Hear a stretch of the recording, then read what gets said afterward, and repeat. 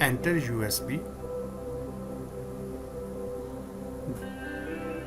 double click open folder and view files,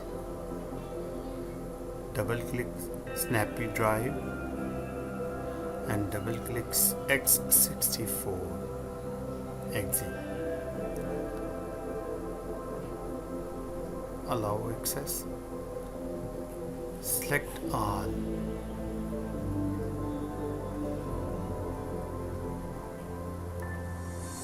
green button पर click करके छोड़ दो।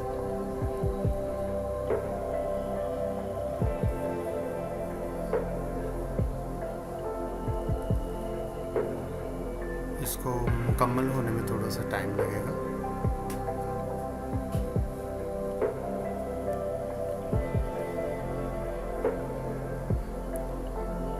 ये अभी ड्राइवर इंस्टॉल हो रहे हैं।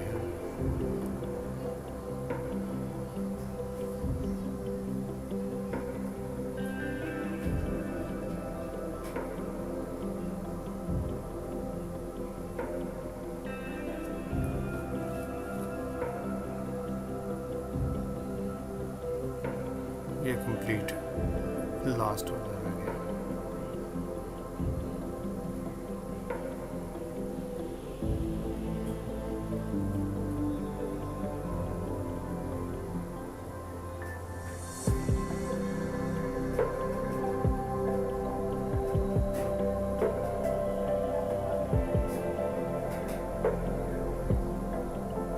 बस क्लोज कर दें, पूरा हो चुका है। ड्राइवर सारे इंस्टॉल हो चुके हैं।